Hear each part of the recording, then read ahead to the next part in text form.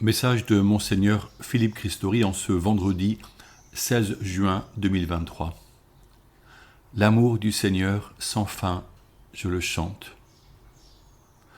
Il a suffi d'un sondage dans la presse pour que beaucoup évoquent l'effondrement du catholicisme en France. Certes, moins de Français se disent catholiques.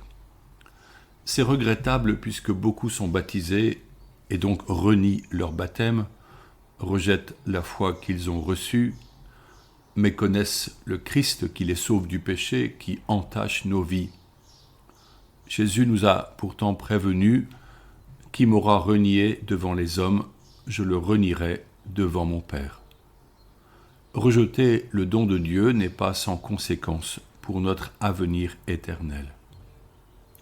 Heureusement, en ce moment particulier de la vie de l'Église, des témoignages abondent et je suis ému de lire les lettres des confirmants. Vous êtes nombreux à souhaiter suivre le chemin du Christ. Une jeune femme au regard lumineux me déclarait il y a quelques jours « Mon unique but, c'est la vie éternelle. Aussi je pose mes choix en conséquence. » Si le chiffre des catholiques rapporté par un sondage nous attriste, il ne nous étonne pas. Nous connaissons cette réalité dans nos campagnes. Où sont les catholiques qui ont façonné nos villages par leur foi, bâtissant de si belles églises ? On peut se dire Beauceron ou Percheron, mais quel lien avec l'histoire si notre âme est privée de Dieu ? Ce n'est pas un sondage qui change grand-chose à la réalité sociale. Nous voyons que les entrées au séminaire sont faibles et que là où manquent les prêtres, la vie ecclésiale a bien du mal à croître, faute de communautés vivantes. Bientôt, il sera difficile de trouver des prêtres pour devenir évêques, puisque les candidats manqueront. Pourtant, je veux faire confiance au Seigneur Jésus-Christ et à sa parole de vie. Heureux les pauvres de cœur, le royaume de Dieu est à eux. En France, la vie actuelle de l'Église émet d'autres signaux positifs. Le scoutisme, tout mouvement confondu, se porte bien et augmente ses effectifs sans pour autant minimiser ses racines catholiques. Les congrès-missions, inventés par Annunzio à Paris, se multiplient aussi en province et sont devenus des laboratoires vivants de ce qui se fait en termes missionnaires. Les sessions d'été sont nombreuses et rassemblent un grand nombre de chrétiens et de recommençants. Nommons celle de la communauté de l'Emmanuel, non seulement à Paray-le-Monial, mais aussi dans toute la France, celle du Chemin Neuf, des foyers de charité, de Thésée, de la communion Priscille et Aquila, et d'autres encore. Les monastères accueilleront beaucoup de fidèles pour quelques jours de retraite. Les processions autour de la figure des saints et autres pèlerinages ont repris vigueur dans tout le pays. Beaucoup de gens marchent sur les chemins de Saint-Jacques, du Mont-Saint-Michel vers Rocamadour ou la Sainte-Baume. Des projets nouveaux émergent à la suite du M de Marie, merveilleux pèlerinage à travers notre pays.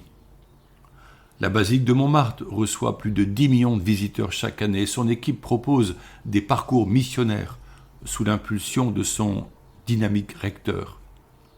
40 000 jeunes Français partiront au JMJ à Lisbonne, dont possiblement près de 180 avec notre diocèse de Chartres. Tout ceci touche plus qu'un petit reste. Oui, il y a du bonheur à partager notre foi et à la vivre ensemble quand nous savons nous réunir autour du Christ, de sa parole de vie et d'un bon repas. À Chartres, un adulte vient demander le baptême chaque semaine. Nous avons des équipes magnifiques en Eure-et-Loire. Baptiste et Marie-Pierre vont dorénavant prendre la responsabilité de la diaconie du diocèse de Chartres, dont la mission est de mettre en relation les acteurs de la solidarité, encourager la formation des bénévoles, offrir de l'aide aux créateurs de projets. Nos nombreux bénévoles du service évangélique des malades apportent un merveilleux soutien à beaucoup d'établissements. Olivier Le Canu sera ordonné diacre en vue du sacerdoce fin juin à Chartres. 5 hommes, Éric, Benjamin, Bertrand, Frédéric et Christophe, ont été admis en ce début juin en vue du diaconat permanent et seront normalement ordonnés diacres, si Dieu le veut, en octobre prochain. Environ 400 jeunes et adultes sont confirmés en 2023. La mission Couples et Familles rassemble de plus en plus de couples missionnaires qui se forment en vue d'être capables d'accueillir et d'enseigner, notamment aux fiancés. Je ne peux citer toutes les réalités catholiques dans lesquelles vous êtes peut-être impliqués. Plus qu'avant, dans tous les groupes et équipes, on parle de la prière, de méditer la parole de Dieu, d'aller à la rencontre du Christ. Là est notre trésor et notre vocation baptismale, vivre en présence de Dieu et le servir dans nos frères et sœurs. Certes, de nombreux catholiques ont mis en sourdine leur foi, dans les villes comme dans nos campagnes, participant occasionnellement à une célébration. La jeune génération en Eure-et-Loire en est un exemple. Elle ne demande plus le baptême pour ses enfants, en quête d'argent et de confort, atteinte de cette léthargie spirituelle contemporaine qui relativise tout ce qui comptait auparavant, la foi chrétienne, l'honneur, l'engagement.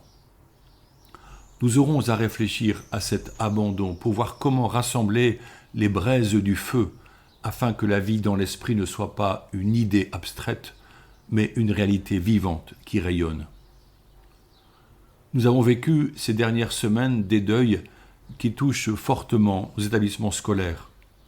Enzo, Gabin, Selena, 3 adolescents, et Bertrand Mertz, professeur de philosophie. Nous voyons combien le besoin d'écoute et d'une parole d'espérance est important, pour les chrétiens comme pour les autres jeunes qui n'ont pas la foi. Nous avons besoin plus que jamais de chrétiens qui témoignent. Nous avons besoin de moissonneurs. La moisson approche en Beauce et dans le Perche. Les champs sont magnifiques. On y récoltera les céréales avec ces machines agricoles énormes, expression du toujours plus et plus gros. Pour la moisson du Seigneur, nous avons juste notre cœur pour aimer et nos petits bras pour servir. Cependant, ensemble, nous formons un corps capable de rejoindre les gens seuls ou blessés par le deuil. J'ai vu comment les commerçants de Courville et de Saint-Georges-sur-Eure, que je visitais avec le Père Maurice, étaient accueillants et heureux de nous voir venir vers eux. Nos prêtres, soutenus par nos diacres, se donnent volontiers pour la mission et ont besoin de vous, les laïcs, qui apportez vos talents. On me dit parfois « je ne me sens pas légitime pour animer ». N'attendons pas de nous sentir légitimes. C'est notre baptême qui fait de chacun un prêtre pour prier, un prophète pour proclamer la parole et un roi pour servir. Notre légitimité a sa racine et sa source dans le fait que, par notre baptême, Dieu nous a sauvés et fait de nous ses fils et ses filles. Alors que faire ? Susciter un temps de prière dans l'église du village ? Inviter chez soi des amis et prier ensemble ? Rassembler des familles un dimanche pour un petit pèlerinage ? Aller visiter des personnes malades ? Prendre contact avec une personne nouvellement installée sur la paroisse ? Relever ses manches et nettoyer l'église ? Oui, vous êtes légitime. Aussi groupez-vous avec d'autres chrétiens et mettez-vous en route. Faites ceci en lien avec vos prêtres qui accueilleront votre bonne volonté. Invitez d'autres fidèles. De ceci jaillira une église vivante qui parlera de fruits et de joie, loin de la presse qui ne pointe que l'effondrement et les échecs. Relevez la tête et voyez comme les champs sont prêts pour la moisson. Nous chantons la gloire du Seigneur, car il est le maître de la vie et c'est lui qui conduit notre Église. Prions le Père du ciel maintenant, bien volontiers, ensemble pour être emplis de la joie divine.